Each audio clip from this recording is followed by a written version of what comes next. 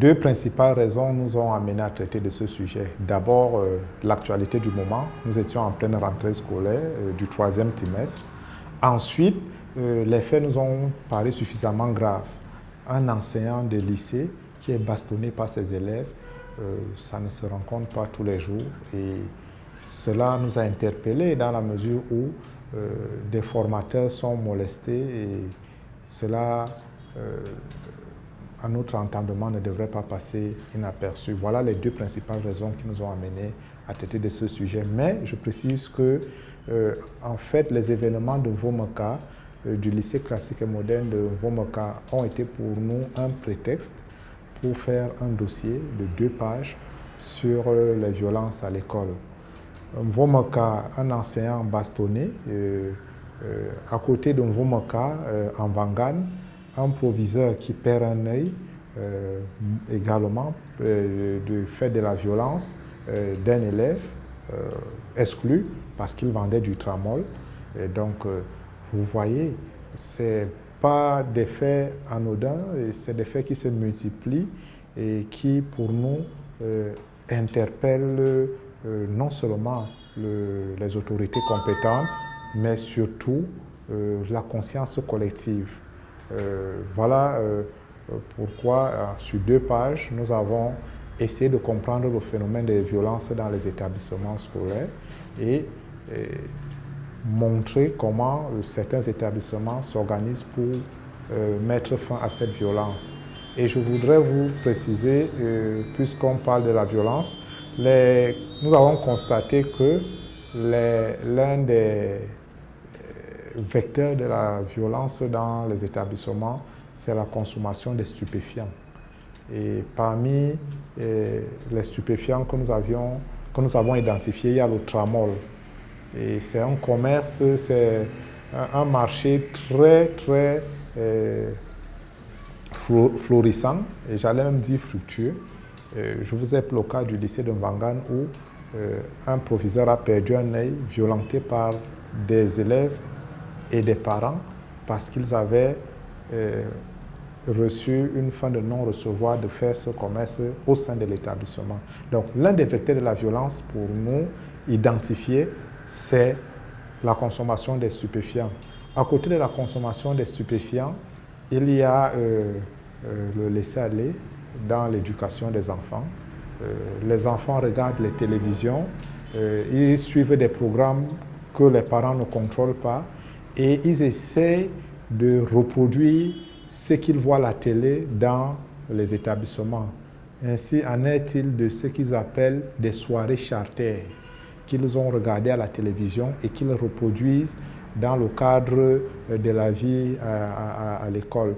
Les soirées charter, c'est des soirées organisées par des jeunes adolescents dans des domiciles privés où il y a consommation d'alcool, consommation de sexe, consommation de musique et tout ce que vous pouvez imaginer comme dérapage. Donc, ça devient une mode. Chaque établissement organise, les élèves de chaque établissement organisent des soirées charter et parfois c'est des défis lors des soirées charter à qui prendrait le plus de tramol, à qui dormirait avec le plus de filles. Et donc c'est une situation qui est vraiment qui est préoccupante et que nous avons voulu rendre dans le cadre du dossier. Et je dis le prétexte étant ce qui s'est passé en Womoka. Nous finissons le dossier sur la violence à l'école avec un exemple qui donne espoir. C'est celui du lycée, du CETIC de Ngouaikele à Yaoundé.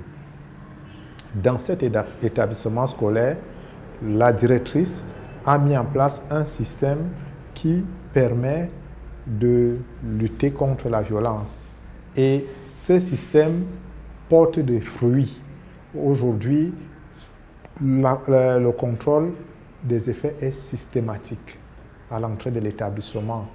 La consommation des stupéfiants vaut renvoi. Et ceux qui ne veulent pas ne veulent pas se soumettre à ce régime sont carrément mis à la porte.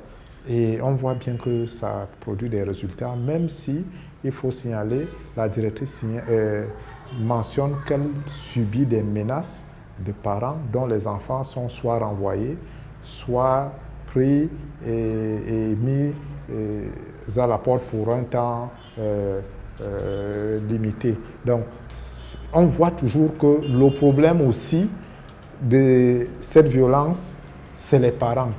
Ces parents qui sont toujours en train de vouloir protéger leur progéniture, même quand elle est prise à défaut par le règlement intérieur de l'établissement.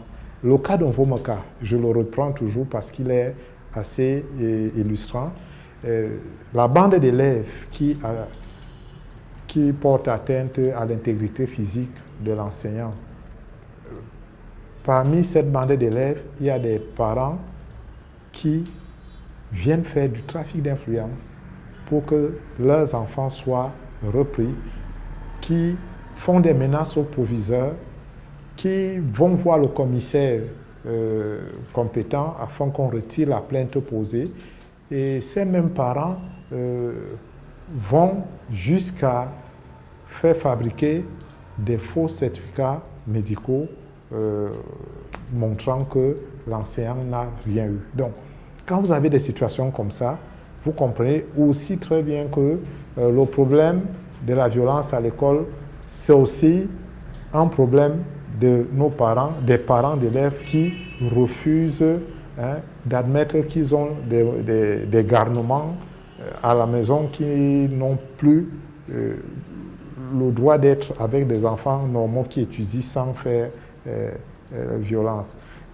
Et pour finir avec le cas d'Onvomaka, il a fallu l'intervention énergique du procureur de la République pour que la plainte soit maintenue et que les résolutions du Conseil de discipline portant exclusion des enfants, que ces résolutions soient respectées. Donc, voilà en gros pourquoi nous avons décidé et comment nous avons décidé de traiter de cette actualité de la violence dans les établissements scolaires. Un dossier qui vient dans la mouvance des événements qui se sont passés dans d'autres établissements de la République, notamment au lycée de Daïdo, où un élève a été poignardé à mort et il n'a pas pu survivre.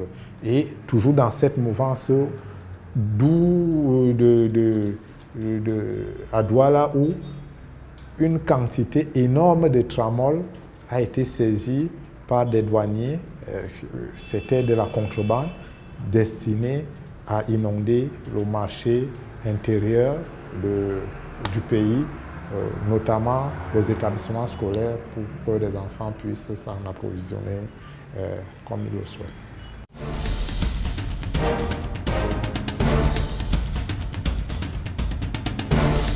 Les éléments en notre possession montrent que l'État n'a pas suffisamment pris la mesure du problème.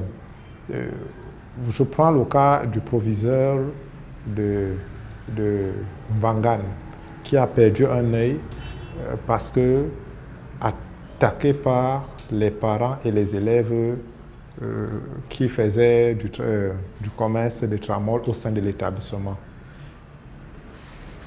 L'État, le ministère des enseignements secondaires n'a rien fait. Cet enseignant, ce proviseur qui est aussi un enseignant, se prend en charge lui-même. Il a dit il a été hospitalisé à ses propres frais. Il doit partir de Mvangan pour 100 mm, de 100 mm pour Yaoundé à ses propres frais. Bref, il est abandonné à son propre sort. Le cas d'Onvomaka également, où le proviseur a subi des menaces plus ou moins voilées. Là aussi, on n'a pas senti la présence du ministère compétent. Il a fallu que le procureur de la République se saisisse de cette affaire et frappe du poing sur la table. Donc, nous pensons qu'il y a beaucoup d'efforts à faire, que les autorités comprennent que la sécurité dans les établissements est devenue une préoccupation majeure parce que, pour toutes les raisons que j'ai invoquées là tout à l'heure, il ne fait plus bon vivre lorsqu'on est enseignant rigoureux et qu'on souhaite inculquer cette discipline aux enfants. Les enfants sont de moins en moins disposés à subir les ordres ou la rigueur, la discipline que chaque établissement met en place pour faciliter la bonne éducation de tout le monde.